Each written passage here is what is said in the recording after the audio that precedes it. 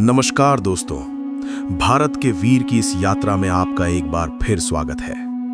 पिछले एपिसोड में हमने दिल्ली के तख्त पर बैठे उस लौह पुरुष सुल्तान गयासुद्दीन बलबन की कहानी देखी।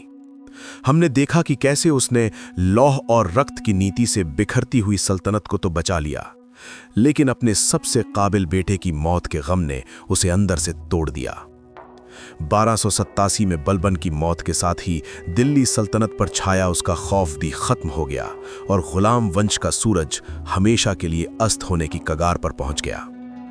उसी समय जब दिल्ली का दरबार एक बूढ़े सुल्तान के मातम में डूबा था, राजपूताना की धरती पर एक नए सूर्य का उदय हो रहा था। रणथंभौर का महानायक हम्मीर देव चौहान। अपनी तलवार के दम पर उसने एक विशाल साम्राज्य खड़ा कर लिया था और कोटि यज्ञ का आयोजन करके दिल्ली की सत्ता को खुली चुनौती दे दी थी। दिल्ली का तख्त कमजोर था और रणथंभौर में एक महानायक अपनी पूरी शक्ति के साथ खड़ा था। टकराव होना तय था, लेकिन इस टकराव से पहले दिल्ली के इतिहास में एक ऐसी क्रांति होने वाली थी जो सल्तनत का चेहरा हमेशा के लिए बदल देगी। आज हम आपको उसी क्रांति की कहानी सुनाएंगे। हम देखेंगे कि कैसे गुलामों के वंश का अंत हुआ और कैसे एक नए, ज्यादा खतरनाक वंश ने दिल्ली पर कब्जा किया। और हम देखेंगे उस नए सुल्तान और हम्मीर देव चौहान के बीच की पहली टक्कर, जिसने आने वाले महासंग्राम की नींव रखी।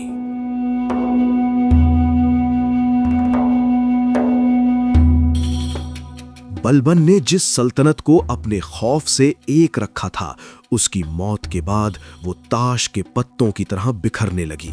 उसका पोता और उत्तराधिकारी कैकुबाद एक अयोग्य और विलासी शासक साबित हुआ। दिल्ली का दरबार एक बार फिर तुर्क अमीरों की साजिशों का अखाड़ा बन गया। हर कोई सत्ता पर कब्जा करना चाहता था। इसी अराजकता और सत्ता के संघर्ष के बीच एक नया गुट उभर रहा था, खिलजी। खिलजी तुर्क ही थे, लेकिन वे लंबे समय से अफगानिस्तान के खिल्ज क्षेत्र में बस गए थे और दिल्ली के इलबारी तुर्क अमीर उन्हें खुद से नीचा और गैर तुर्क समझते थे। वे सल्तनत की सेना में सैनिक और छोटे सेनापति तो थे, लेकिन सत्ता के केंद्र से हमेशा दूर रखे गए थे। इस खिलजी गुट का सबसे बड़ा सरदार था एक 70 साल का बूढ़ा सेनापति मलिक जलालुद्दीन फिरोज खिलजी। जलालुद्दीन ने बलबन के समय में मंगोलों के खिलाफ कई लड़ाइयों में अपनी बहादुरी का लोहा मनवाया था। वो एक अनुभवी योद्धा था, लेकिन स्वभाव से नरम दिल माना जाता था। जब कैकुबाद ने उसे आरिज़े मुमालिक यानी युद्ध मंत्री का महत्वपूर्ण पद दिया, तो पुराने तुर्क अमीरों को यह बर्दाश्त नहीं हुआ। उन्होंने जलालुद्दीन और दूसरे खिलजी सरदारों की हत्या की साजिश रची। लेकिन जलालुद्दीन एक चतुर राजनेता भी था। उसे इस साजिश की भनक लग गई। इससे पहले कि तुर्क अमीर उस पर हमला करते, उसने पलटवार कर दिया। 1290 में जलालुद्दीन के भतीजे और दामाद अलाउद्दीन खिलजी ने दिल्ली में घुसकर युवा सुल्तान कैकुबाद को अगवा कर लिया और बाद में उसकी हत्या कर दी गई। इसके बाद जलालुद्दीन ने दिल्ली के पास किलोखरी के महल में खुद को सुल्तान घोषित कर दिया। ये सिर्फ एक सुल्तान का बदलना नहीं था, ये एक क्रांति थी। इसे खिलजी क्रांति कहा जाता है, क्योंकि इसने दिल्ली की सत्ता पर इलबारी तुर्कों के एकाधिकार को हमेशा के लिए खत्म कर दिया और सत्ता का दरवाजा उन लोगों के लिए भी खोल दिया जिन्हें अब तक बाहरी समझा जाता था। गुलाम वंश का अंत हो चुका था और दिल्ली पर अब खिलजी वंश का राज था। जलालुद्दीन खिलजी जब 70 साल की उम्र में सुल्तान बना, तो उसने बलबन की क्रूर नीतियों को त्याग दिया। वो एक नरम और उदार शासक के रूप में जाना चाहता था। उसने विद्रोहियों को भी आसानी से माफ कर देना शुरू कर दिया, जिससे उसके अपने ही अमीर उसे एक कमजोर सुल्तान समझने लगे। लेकिन इस बूढ़े सुल्तान के सामने एक ऐसी चुनौती थी जिसे वो नजरअंदाज नहीं कर सकता था। रणथंभौर के हम्मीर देव चौहान की बढ़ती हुई ताकत। हम्मीर देव ने न सिर्फ राजपूताना के एक बड़े हिस्से पर अपना साम्राज्य स्थापित कर लिया था, बल्कि वो दिल्ली सल्तनत के इलाकों पर भी हमले कर रहा था। उसकी ताकत खिलजी सल्तनत के अस्तित्व के लिए एक सीधा खतरा थी। अपने अमीरों के दबाव में और अपनी सल्तनत की सीमाओं को सुरक्षित करने के लिए जलालुद्दीन ने 1291 में एक विशाल सेना लेकर रणथंभौर पर चढ़ाई करने का फैसला किया।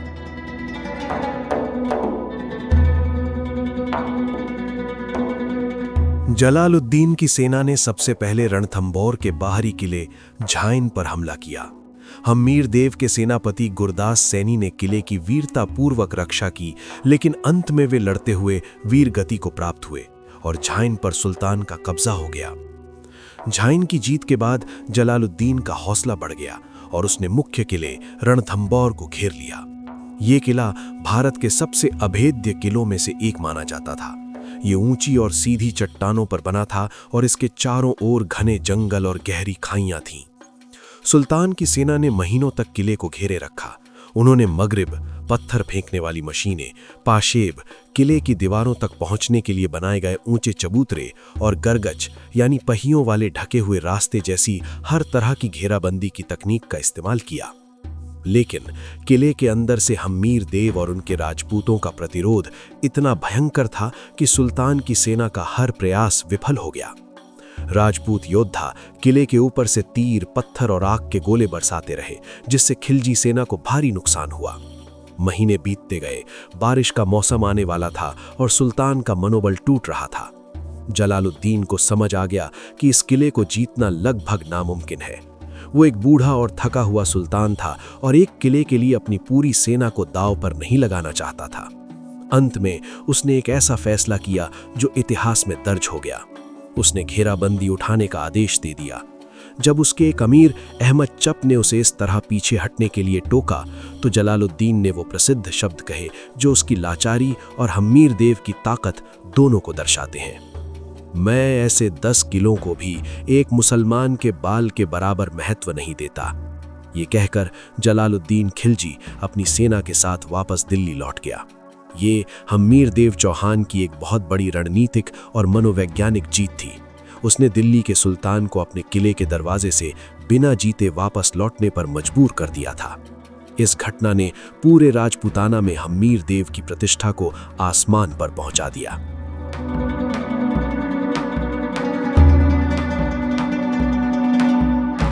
जलालुद्दीन की इस कमजोरी को एक व्यक्ति बहुत ध्यान से देख रहा था। उसका अपना भतीजा और दामाद अली गुरशास्प, जिसे दुनिया अलाउद्दीन खिलजी के नाम से जानती है। अलाउद्दीन अपने चाचा से बिल्कुल अलग था। वो युवा, क्रूर, बेहद महत्वाकांक्षी और शातिर था। उसकी आंखों में पूरे हिंदुस्तान बल्कि पूरी दुनिया को जीतने का सपना था। उसे अपने चाचा की उदार नीतियां और रणथंभौर से खाली हाथ लौटना बिल्कुल पसंद नहीं आया। वो मानता था कि सल्तनत को डर और तलवार के दम पर ही चलाया जा सकता है।